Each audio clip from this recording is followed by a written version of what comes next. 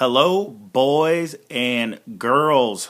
You're now listening and watching Peter Talks Smackdown. Again, if you're listening or watching, there's if you're on YouTube, there are other options to check this out if you're on the go. You have iTunes, we have SoundCloud, and we have Stitcher, SoundCloud, and iTunes. Yes, those three options. If you're on the go and you have iTunes or you have a Stitcher account or you have a SoundCloud account, do yourself a favor and search Peter and Jake Talks Wrestling. And with that, you get the New Day podcast with myself and Nathan Newman. You get Peter and Jake Talks Wrestling. That's every Wednesday. Actually, the New Day podcast every Monday. Peter and Jake Talks Wrestling podcast is every Wednesday. Peter Talks Smackdown is either on Friday or Saturday, depending on how busy I am. So yes, YouTube, iTunes, Stitcher, SoundCloud, and if you have a Tumblr account, I upload both the SoundCloud and the YouTube onto the Peter and Jake Talks Wrestling Tumblr page. So check all that shit out. Subscribe. And without further ado, let's talk SmackDown. Now, if you haven't yet, be sure to go back an episode. Actually, go 3 episodes back. The first episode you're running to is the Peter and Jake Talks Wrestling 56 part 2, and that is our Night of Champions predictions. The one before that, we have the homie Luke Williams come over from the band Born Hollow. I know he's listening. I fuck up his band name. Yeah, from Born Hollow. Again, Born Hollow. You can check them out on, just Google them, and you'll find a whole bunch of shit. And we are, it's Peter and Jake Talks Wrestling, episode 56, part 1, where we review Raw, and I think that was from Memphis. And then one video before that is the Nathan Newman, oh God, not the Nathan Newman, hell no. The New Day podcast with Nathan Newman, and we're just talking about a bunch of shit. Mostly about like NXT and how we feel about the people on the roster now, more focused on the idea of Tommaso Ciampa and Johnny Gargano, and the everyman fallacy of the new workers that could possibly make it to the main roster, how I feel about it, how he feels about it. It's always good discussion on the New Day podcast. But all that aside, let's get into SmackDown. This SmackDown, they actually wanted to let us know where the fuck it was from this time. Last week, they did not care to tell us. And this week, I guess they were a little more proud of the place that they were performing at. And it was in Little Rock, Arkansas, en route to Houston, Texas for Night of Champions. Now, the Memphis show was the go-home show. I guess this would be considered the go-home show as well. SmackDown go-home into Night of Champions. And we see that with this. And this is what I expect it to be. Basically, some wrestling. I mean, it's not like the only time there's no wrestling on SmackDown is the go-home before WrestleMania.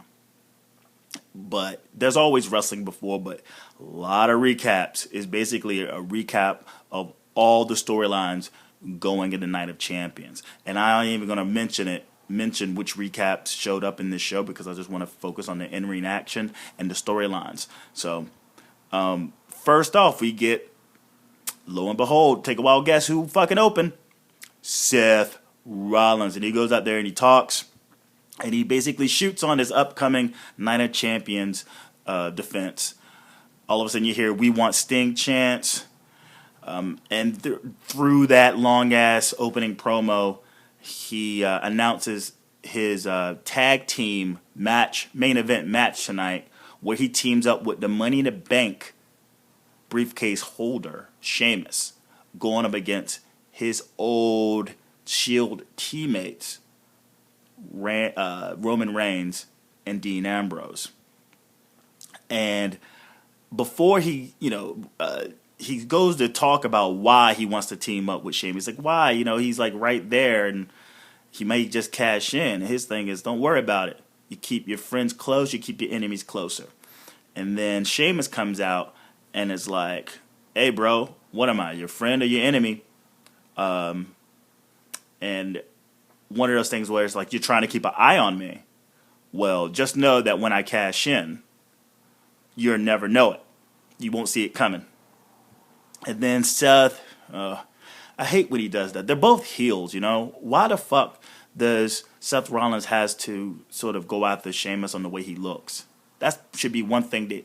I understand he's arrogant. I know he's kind of like a hot shot. But it is another heel in the ring. So just kind of partner up, you know what I'm saying? And be heels together, knowing that Sheamus could do a possible cash in. Just know, hey, man, I'll beat your ass. Fuck you. Let's whoop on these son bitches and let's keep it moving. But nope. He has to basically follow along with the crowd, kind of kill his heel heat by talking about the way that Sheamus looks. And then Sheamus comes back with another cartoony-ass fucking response, and it's RTH. It's like, what? What the fuck is RTH? Seth says. It's like, respect the Mohawk. And it's like, and then they go back and forth. And this lasts like 12, 13 minutes. And it's like, all right, we find out what the main event is.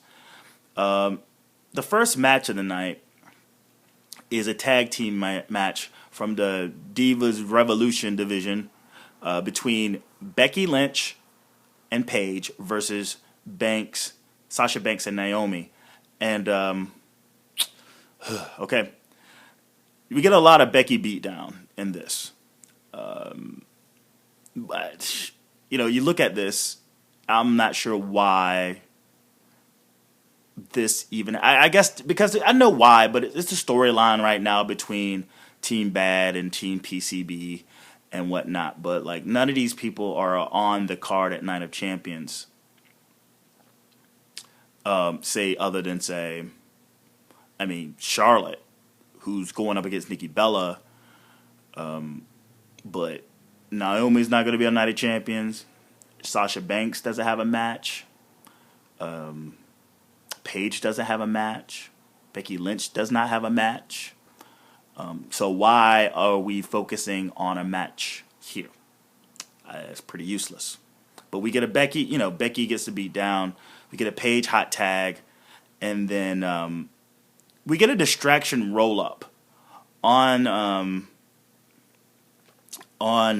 Paige as Sasha Banks is on the apron.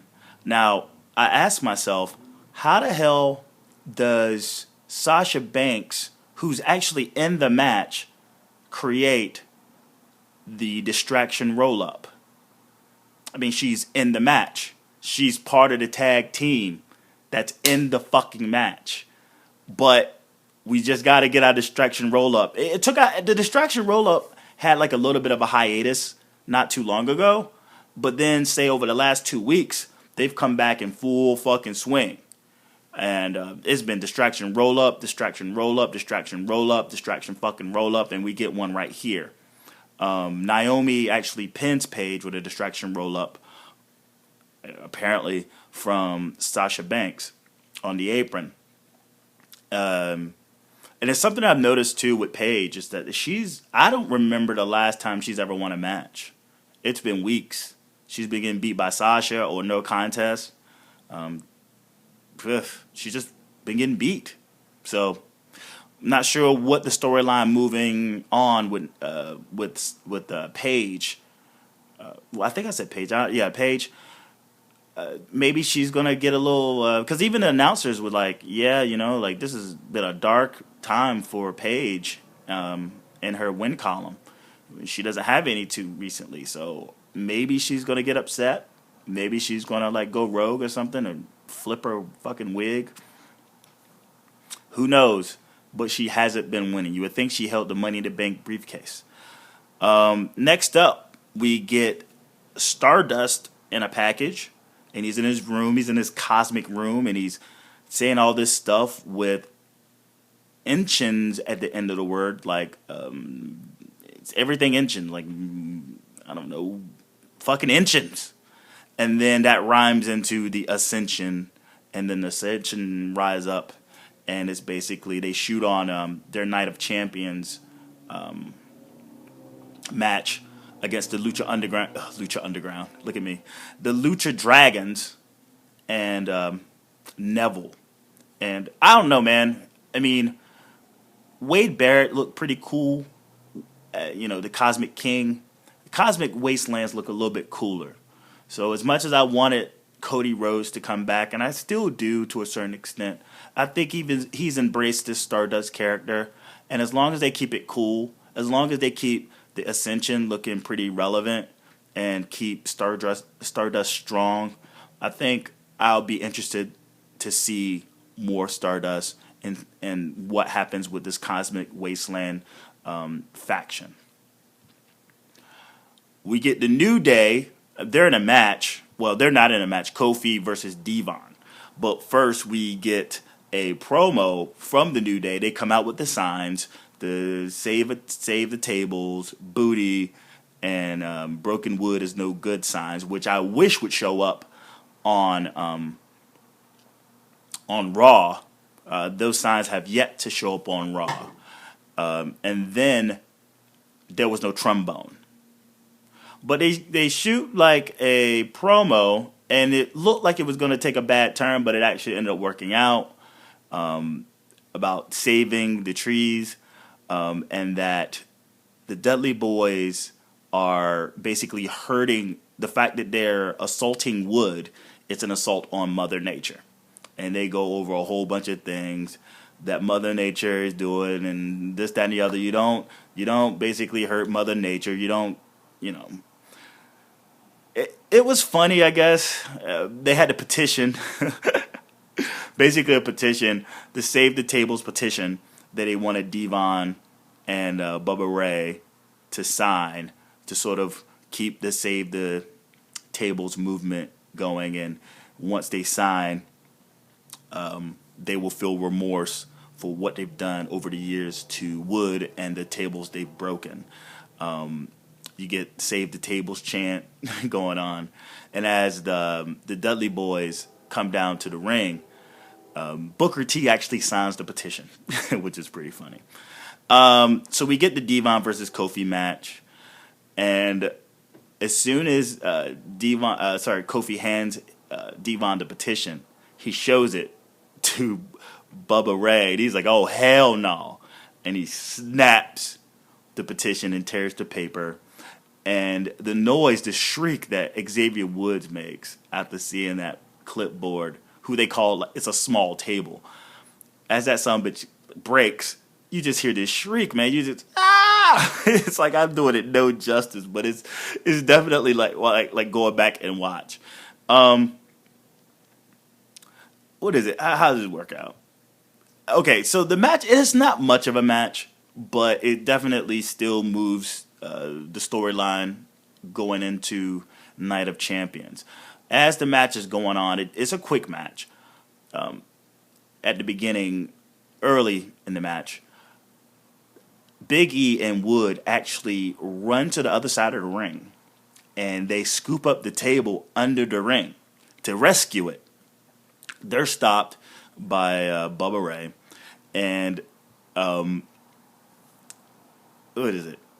They try to rescue the table. Then Woods actually gets on the apron, which results in a distraction roll-up. This is like the second match with a distraction roll-up in a row. Hell, there's only been 2 matches, and both matches end with a distraction roll-up and a handful of tights. And as they come, I guess as Bubba Ray runs into the ring to sort of like get Kofi, he runs out of the ring, and Woods and Big E, they basically rescue the table. and they leave the Dudley Boyz in the ring pretty pissed off. My prediction is basically, again, go back and watch the predictions. You see what you see or hear Jake's prediction as well. But I predict the Dudley Boyz winning the tag team belts. I smell a third time tag team champion reign from the New Day.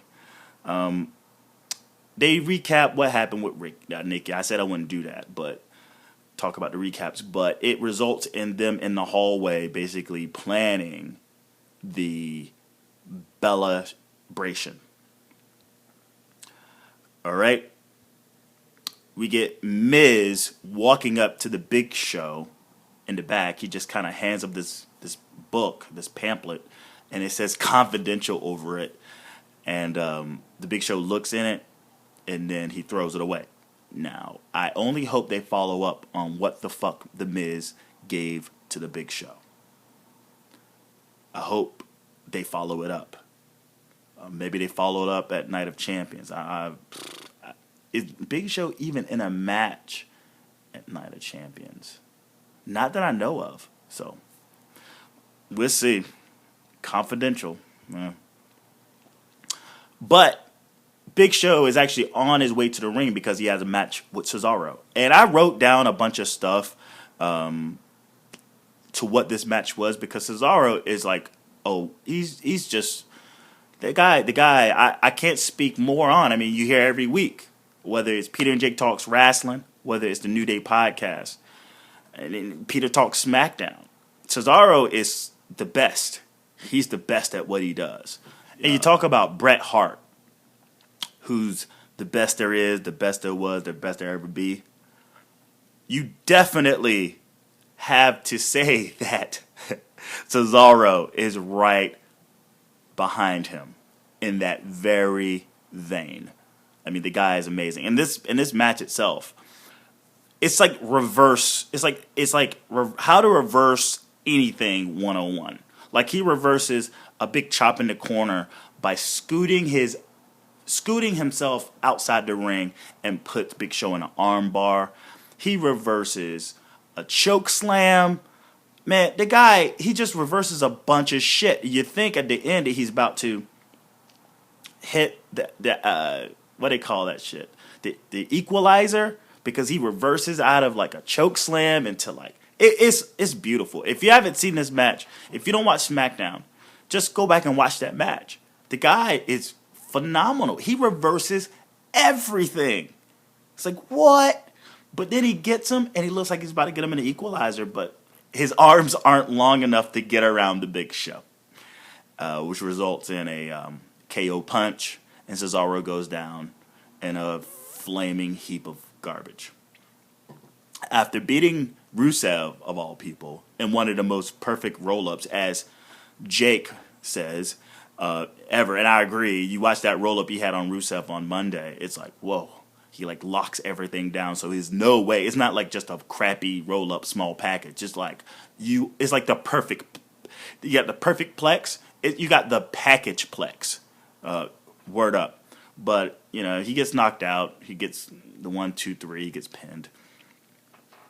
What we do with Cesaro, man? What do we do with Cesaro? We just get a good match out of him. That's all that really matters to the WWE, I guess. But to us, we wish there was something more. But what can you do? You get Ambrose and Reigns in the back with Renee Young, and Renee Young is trying to figure out who the fuck is their partner going into Night of Champions, because Jimmy Uso got beat down, Randy Orton got beat down.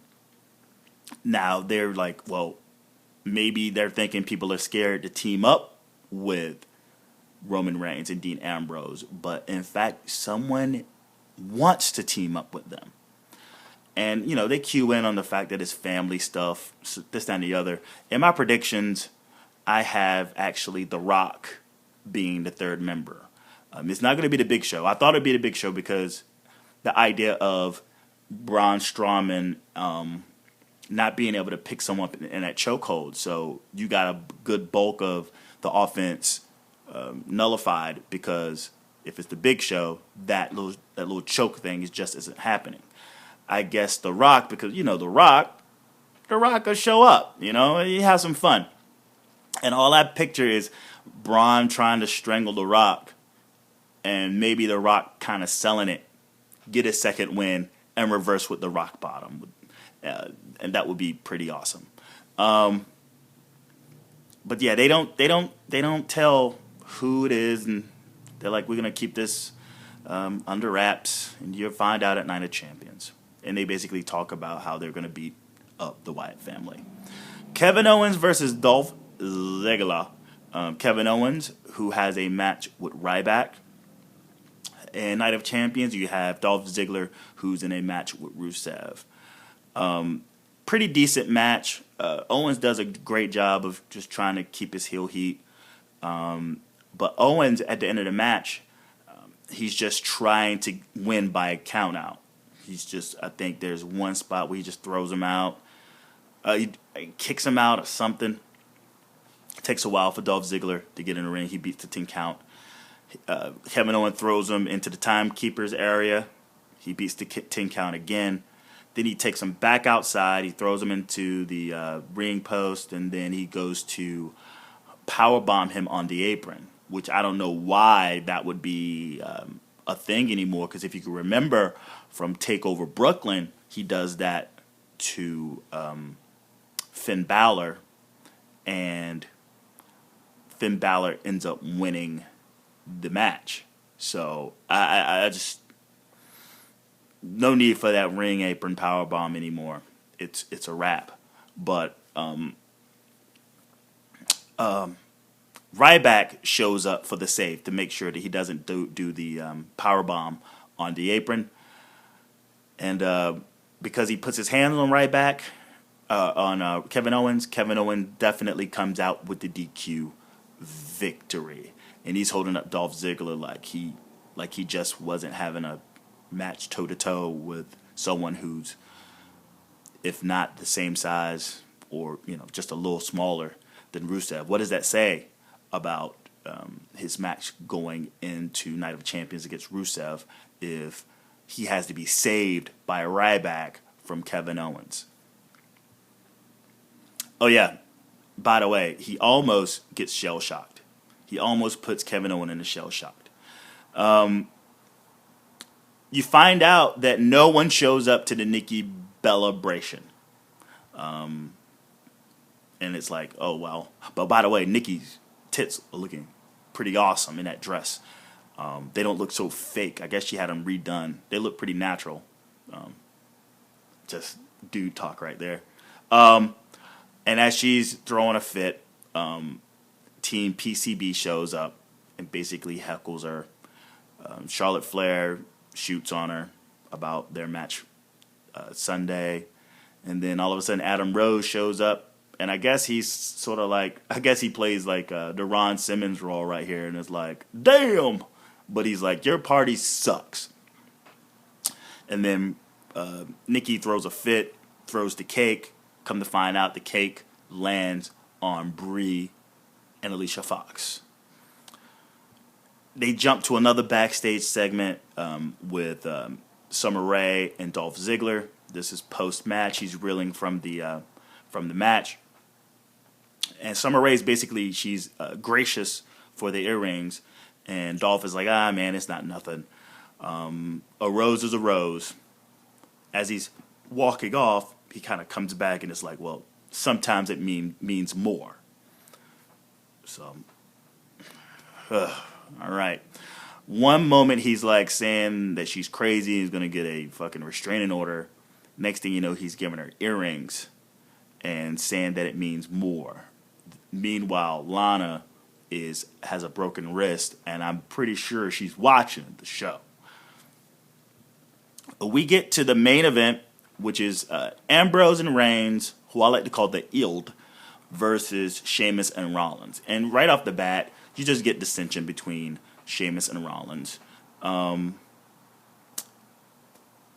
think Rollins doesn't even go into a lockup before Sheamus just tags himself in. And I'm just like, why are you tagging yourself in, Sheamus? Don't you want, as the Money in the Bank briefcase holder, for Seth Rollins to actually wear himself out to a certain degree? It's called wrestling logic. I just thought it was pretty silly, but it does definitely leads to something else. As he's in the ring, you look stupid chants are going on. He goes out, he basically shoots on the crowd. I don't look stupid. I've told you a million times. And respect the Mohawk. Respect the Hawk. He needs to let that shit go. Can't take him seriously. Dean Ambrose is in the ring for the majority of the match until the very end, where Roman Reigns gets a hot tag. You kick, slap, punch, kick, slap, punch, kick, clothesline. And as Rollins is about to go for the tag to Sheamus, Sheamus jumps off the apron. And Rollins is like, what the fuck, man? Lo and behold, the Money in the Bank briefcase is sitting right there in the corner. So he grabs the briefcase. He's like, hey, you want this? You want this? Huh? Suckers Sheamus back up to the apron where he tags him and then bounces. And as he's outside the ring, as they're both outside the ring, sort of like Seth Rollins is walking backwards, you get a suicide dive from Dean Ambrose onto Sheamus. And then Sheamus is thrown back into the ring. He's hit with a Superman punch and then hit with Dirty Deeds right in the center of the ring. 1, 2, 3. That's how that match ends. The Ild pulls off the victory. Another loss for the Money in the Bank briefcase holder. And you see a little you get like a little Strowman package of him strangling all the people that, well, not all, both Jimmy Uso and Randy Orton, talking about all the people here's what's happened, all the people who's considered joining you. Bray Wyatt talks. He talks about, whoever wants to join you is pretty stupid. And then this is on the big screen. And then Strowman is like, the apocalypse is near, run. And that's how SmackDown goes off the air. Again, the main event, and Kevin Owens versus Dolph Ziggler, the only matches that really moved, Devon versus Kofi Kingston moved the needle towards what's going to happen at Night of Champions. I don't know. It didn't really do anything. I wanted another week in a row where Raw was kind of better than SmackDown. You did get a... sorry about that. We did get a... I don't know. It's a lackluster show. How about that? It's a lackluster show. A luster show. We get a payoff on Nikki Bella's Bellabration and how that no one gives a shit about her winning. What is that? 298 days of holding the belt, which he actually had 298 bottles of champagne. All that gone to waste. And yeah, I don't know. I wish I had more positive things to say about this show, because I'm looking forward to this Night of Champions. We get Seth Rollins, but we get no Cena, we get no Sting. I don't know. We'll just have to see for Night of Champions. Horrible go home show. I give it a D-.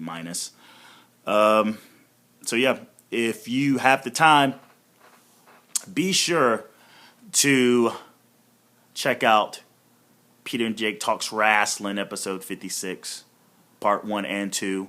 Part 2 is the prediction show, and then part 1 is the review of Raw in Memphis with the homie from Born Hollow, Luke Williams. And be sure also to check out, I think, episode 9 of the New Day podcast.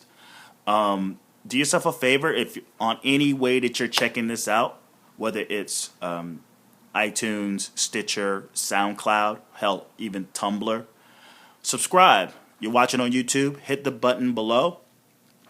On those other mediums, just subscribe it, throw it on your favorites playlist. Be sure you thumbs up, click the thumbs up button.